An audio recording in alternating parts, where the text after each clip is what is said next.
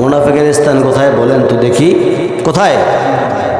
জাহান্নামের তলদেশে, একদম নিম্ন স্তরে। কোথায়? তলদেশে। আমার ভাইয়ের, আমার বন্ধুগণ, আমার আম্মা জান আয়েশা রাদিয়াল্লাহু তাআলা আনহা এক পর্যায়ে তিনি তো অসুস্থ হয়ে পড়ার অবস্থা পড়ে গেছেন, এমন অবস্থা হয়ে গেছে শুকাইতে শুকাইতে। আমার নবীজির কাছে যখন ওহী নাজিল হয়ে গেল, জিবরাইল এসে বলতেছেন, ইয়া রাসূলুল্লাহি, ইয়া হাবিবাল্লাহি, আয়েশার কোনো দোষ নাই, সমস্ত দোষগুলো এই মুনাফিকের বাচ্চাদের। আল্লাহর পক্ষ থেকে ফয়সালা চলে আসলো, আল্লাহ তাআলার পক্ষ থেকে ফয়সালা চলে আসলো, আপনার স্ত্রীকে আপনি ঘরের মধ্যে ফিরিয়ে নিয়ে আসেন। আমার নবী এক সেকেন্ড দেরি করেন নাই, এক মিনিট দেরি করেন নাই, সঙ্গে সঙ্গে শ্বশুর বাড়িতে গেলেন। শ্বশুরকে? আবু বকর সিদ্দিক রাদিয়াল্লাহু তাআলা আনহু। শ্বশুর আবু বকর, বন্ধু আবু বকর। কেমন না জিনিসটা? কত সুন্দর, বাল্যকালের বন্ধু ছিলেন। সুবহানাল্লাহ। আমার নবীজি শ্বশুর বাড়িতে গিয়ে ডাকতেছেন, ওরে আয়েশা, ওরে আয়েশা। আয়েশা কথা বলে না, কথা বলে না। এক পর্যায়ে বলতে, ও হুমায়রা। হুমায়রা মানে হচ্ছে লাল টুকটুকে নারী। আপনি যদি স্ত্রীকে ডাক দেন, ও মুখের মাও, ও তো মুখের মাও, যদি রাগ থাকে শুনে দেবে না। আর যদি বলেন, ও আমার কলিজার টুকরা স্ত্রী, ও আমার লাল টুকটুকে স্ত্রী, তোমার মতো স্ত্রী পৃথিবীর মধ্যে একটাও আর নাই। মেয়েরা কিন্তু একটু বাঁকা হারের, একটু প্রশংসা করবেন, ক্লিয়ার হয়ে যায়। আমার ভাইয়ের, আমার বন্ধুগণ, আমার নবীজি বললেন, ও হুমায়রা, ও হুমায়রা, বের হয়ে আসো। ও লালটুকে মহিলা, ও লালটুকে নারী, বের হয়ে আসো। বের হয়ে আসলেন আম্মা জান আয়েশা, বের হয়ে আসলেন। বের হয়ে এসে আমার নবীজি বললেন, ওরে আয়েশা, বাড়িতে চলো, আল্লাহর পক্ষ থেকে ফয়সালা চলে আসছে। সঙ্গে সঙ্গে আম্মা জান আয়েশা বললেন, আমি কারো আল্লাহ মানি না, আমি মানি ইব্রাহিমের আল্লাহ। আমি মানি ইব্রাহিমের আল্লাহ। তার মানে কি? রাগ এখনো কমে নেই। আমার নবীজি বললেন, ওরে আয়েশা, তোমার এখনো তো রাগ কমে নাই, রাগ কমে নাই, চলো বাড়িতে চলো। বাড়িতে নিয়ে আসলেন। বাড়িতে নিয়ে আসলেন এই জন্যই, বাড়িতে নিয়ে আসার কারণটা, বাড়িতে কোলের মধ্যে করে নিয়ে আসলেন। এইভাবে নিয়ে আসলেন। পাতলা মানুষ, নিয়ে আসতে সমস্যা কোথায়? কোলে করে নিয়ে আসলেন। বাড়িতে নিয়ে আসার সঙ্গেই সঙ্গেই মুনাফিকদের মুখের মধ্যে চুনকালি লেগে গেল। কি হলো? চুনকালি লেগে গেল। মুনাফিকরা চিহ্নিত হয়ে গেল। আমার বন্ধুগণ, মুনাফিক সৃষ্টি হয় কাফের থেকে না, মুশরিক থেকে না, হিন্দু থেকে না, মুসলমান থেকে? বলেন তো কোথা থেকে মুনাফিক সৃষ্টি হয়? কোথা থেকে? কোথা থেকে?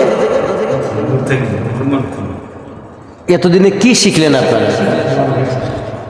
মুনাফিক সৃষ্টি হয় মুসলমান থেকে। মুসলমানের সবচেয়ে বড় দুশমন হচ্ছে মুনাফিক।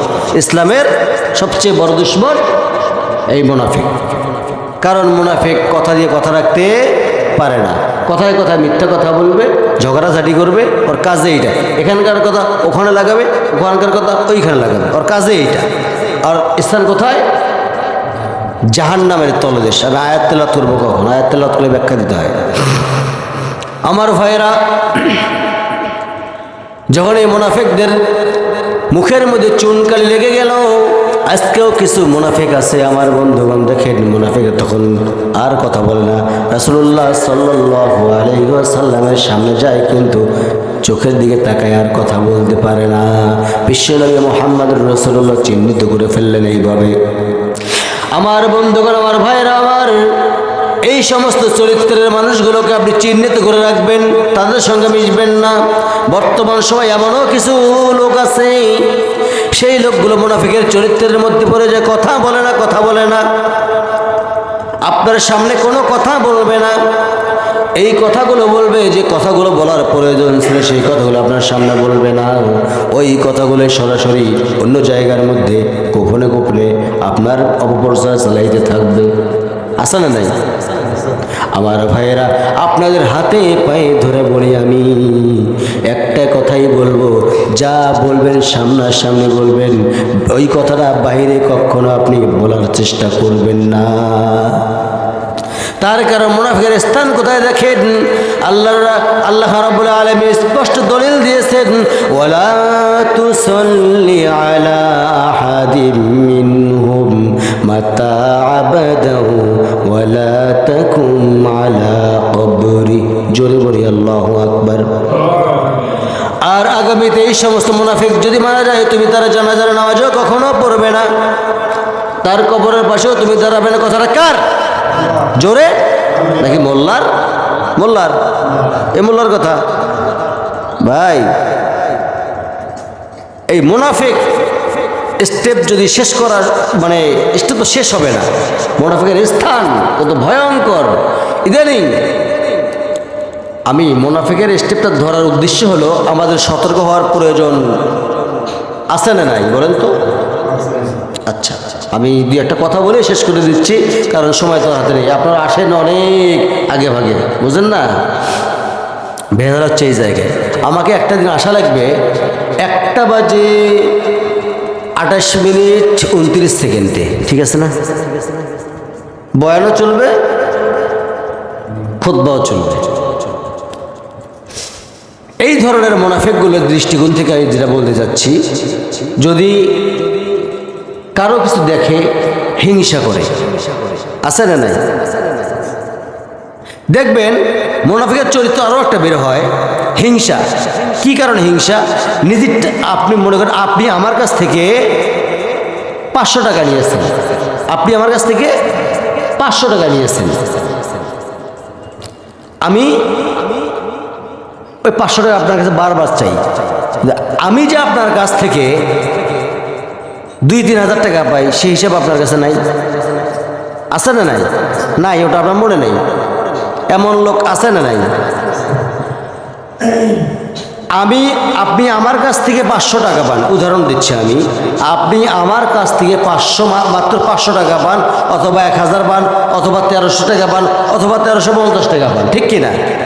আমি কিন্তু কাউকে লক্ষ্য করে কথা বলতেছি না। যা পান না, 2000 টাকা পান আপনি, অথবা 1 টাকাই পান।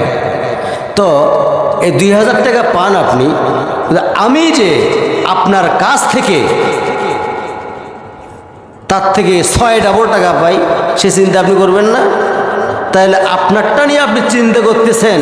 আর আপনারা এক ভাই, আপনার আপন ভাই যদি নাও হয়, এলাকার ভাইও যদি হয়, তাকেও তো আপনি ঠকাইতে পারবেন না, কারণ আপনি তার কাছে ডাবল নিয়েছেন, ঠিক কিনা বলেন?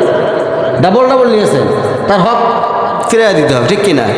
আপনি যদি নামাজ 5 ওয়াক্ত সারা জীবন পড়েন, বান্দার হক যদি আপনি নষ্ট করেন, আপনার ইবাদতের বিন্দু পরিমাণ মূল্য আল্লাহর কাছে নেই। বলুন তো, কার কাছে নাই? একটু জোরে কর। তাহলে আমরা হক নষ্ট করব?